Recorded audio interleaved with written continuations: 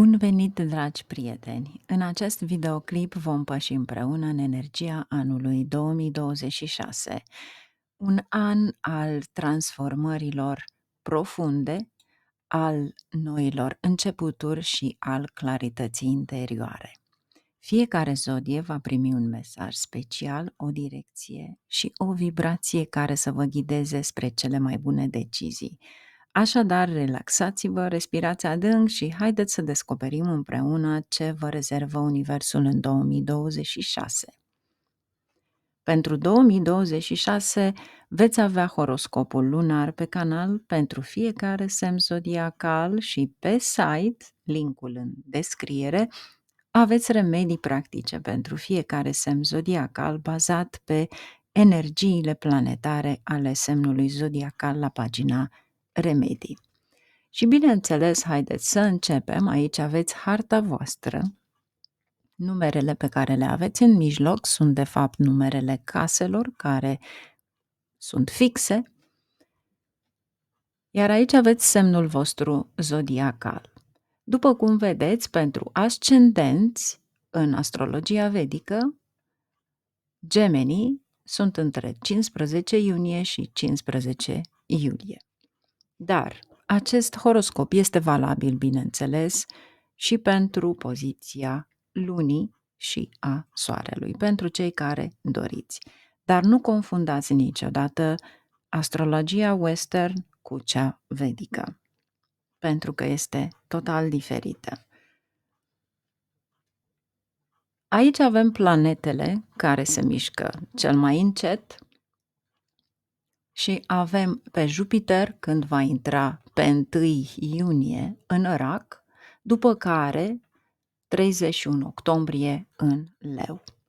Saturn rămâne în Pești pe tot parcursul anului pentru că va intra în următoarea zodie pe 3 iunie în 2027, după care avem nodurile lunare, nodul nord, Rahu, va intra pe 25 noiembrie în Capricorn și nodul sud al lunii va intra pe 25 noiembrie în Rac, cu o mișcare de 18 luni, deci un an și jumătate. Saturn întotdeauna face 2 ani și jumătate într-un semn, iar Jupiter 12-13 luni în funcție și de retrogradări. De aceea am spus că vom face horoscopul lunar, pentru că celelalte planete au un termen mult mai mic. De exemplu, Marte 45 de zile, că trece printr-un semn zodiacal, dar în retrogradare poate sta până la 60-180 de zile. Venus 23 cu 28 de zile, dar într-o retrogradare poate depăși 40 de zile. Mercur va sta într-un semn zodiacal 23 până la 30 de zile, dar variază dacă este retrograd și, bineînțeles, Soarele 30 de zile într-un semn zodiacal, iar Luna, care este cea mai rapidă, 2 zile și 25.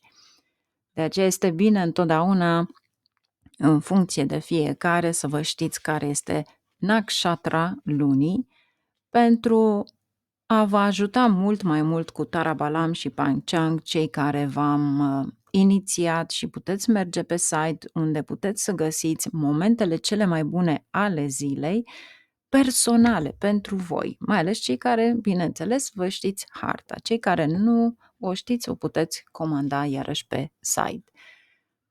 Deci aici avem horoscopul gemenilor. Din start vă spun că este anul de resetare, de la creșterea interioară la succesul exterior. Pentru că Jupiter asta face. Te asigură că atingi culmi în carieră, că dobândești claritate și că primești sprijin din partea celor dragi. Dar în același timp este un buton de resetare care te ajută să evoluezi. Anul acesta vei trece prin 3 faze. Le vom enumera, după care vom trece la fiecare în parte pentru a spune ce se întâmplă în fazele respective. Prima fază este 1 ianuarie 2026 cu 2 iunie 2026, deci vedeți aici că este exact după ce intră, deci când intră de fapt Jupiter în Rac. După care, faza a doua o avem 2 iunie cu 31 octombrie. După care, faza a treia, 31 octombrie cu 31 decembrie. Bineînțeles că aceste faze sunt guvernate în principal de mișcarea lui Jupiter către diferite semne zodiacale. Și bineînțeles că va aduce niște rezultate diferite. Dacă luăm prima fază, deci prima fază fiind 1 ianuarie cu 2 iunie, aici este o educație formală sau informală, inclusiv câteva lecții de viață cruciale, cunoaștere spirituală și îmbunătățirea abilităților tale. Orice vei învăța, de fapt, în această perioadă, să știi că va fi extrem de benefic și foarte bun, de fapt, în dezvoltarea ta viitoare. Dar s-ar putea să te confrunți cu anumite provocări pe plan profesional și cu membrii familiei, dar cu inteligența și abilitățile tale de a lua decizii înțelepte vei depăși fiecare obstacol cu ușurință. 2026 îți sugerează să-ți menții nivelul ridicat la răbdare și să fii consecvent atât în muncă cât și în eforturile tale de a menține pacea acasă. Și acest lucru se datorează răbdarea respectivă și încetinirea unor lucruri datorită lui Saturn în casa 10. Faza a doua, care este de fapt 2 iunie cu 31 octombrie,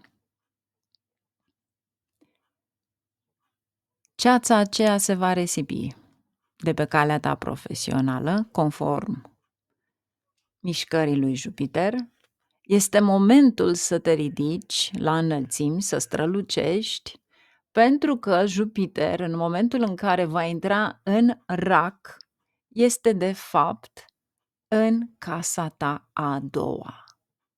Jupiter, în primul rând, este exaltat în Rac, răspândește bogăție, expansiune, lumină divină și mai ales un mare beneficiu la locul de muncă. Aici este posibil să ai niște câștiguri bruște, precum și în carieră. Vorbirea ta este acum mai influentă și sună mai înțelept. De ce ne legăm aici de vorbire? Pentru că primele cuvinte pe care le-ai învățat când te-ai născut au fost în casa a doua de la mama ta. Nu sunt din casa a treia de la comunicare, jurnalism. Deci, cu siguranță, aici ai o influență extraordinar de bună. Traiectoria ta profesională va începe să crească brusc și s-ar putea chiar să fii promovat la locul de muncă sau să primești o oportunitate interesantă de a lucra într-un loc mai bun.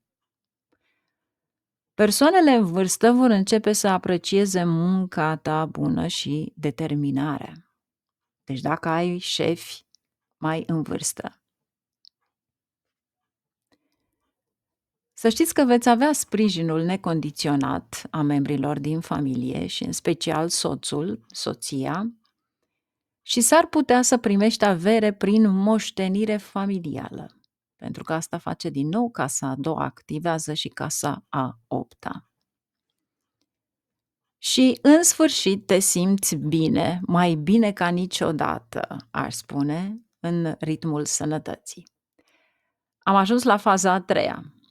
31 octombrie, 31 decembrie. Vei continua să prosperi în viața profesională, mai ales dacă ești proprietar de afacere. Munca depusă, pe care ai depus-o de fapt pe tot parcursul anului, îți va aduce acum roadele maxime. Și cu siguranță Jupiter îți binecuvintează casa câștigurilor. Posibil aici să călătorești pe distanțe lungi pentru dezvoltarea carierei tale sau poate face un curs online, să zicem, Cei care caută perspective de căsătorie își vor găsi probabil partenerul de viață perfect și se vor căsători în curând. Cu alte cuvinte, 2026 este un an al transformării, care îți va aduce o creștere constantă în carieră, binecuvântări divine și avansare financiară. Dar cu siguranță răbdarea ta va fi pusă la încercare. Vom avea coborâșuri, urcușuri, dar asta nu înseamnă că nu vei trece peste obstacole. Ce înseamnă această resetare? Fii o pasăre Phoenix. Ești la iveală aliniat spiritual, înțelept, bogat și mulțumit. Aici este timpul în cariera ta să-ți arăți abilitățile, cunoștințele. Să știi că vei crește în carieră datorită eforturilor persistente și disciplinei tale. De ce? Odată ce ai pe Saturn în casa carierei, să știți că Saturn nu este numai karma noastră. Saturn ne face perfecți. Și în momentul în care muncim corect, se aliniază. Și acel efort ne-l dă pentru o lungă perioadă. Dar în momentul în care ești indolent, în momentul în care ești leneș, atunci îți aduce multe lucruri în care să te oprească de la ceea ce faci. Acelea sunt obstacolele și îți dă de furcă, cu alte cuvinte, pentru că nu faci lucrurile corecte. Ce aș putea să spun aici, pentru sănătate, vreau să fiți atenți la tensiunea arterială, care poate crește. La un moment dat, șeful tău poate deveni zgârcit și strict. Însă încrederea ta să știi că va fi mare. Iar norocul va fi de partea ta în acest an. Pentru că, cu siguranță, îți va da un post mai bun. Reputația ta se va consolida în a doua jumătate a anului. Posibil pentru unii dintre voi, fie faceți o călătorie de serviciu în străinătate, sau fie voi singuri vă dați acea recompensă după o muncă asiduă de o mică vacanță. Dar, cu siguranță, ce vei învăța în 2026, să știi că te va ajuta extraordinar de mult. Păstrează-ți răbdarea, evită să iei decizii pripite, încearcă să socializezi ca să poți să-ți extinzi rețeaua de contacte, concentrează-te pe o singură sarcină, pe rând, nu face multe lucruri simultan pentru că e posibil să faci o greșeală. Știm că ești capabil să faci lucrul acesta, dar în anul ăsta nu ți se cere așa ceva, pentru că trebuie să asiguri o muncă de calitate cu Saturn în casa a 10-a.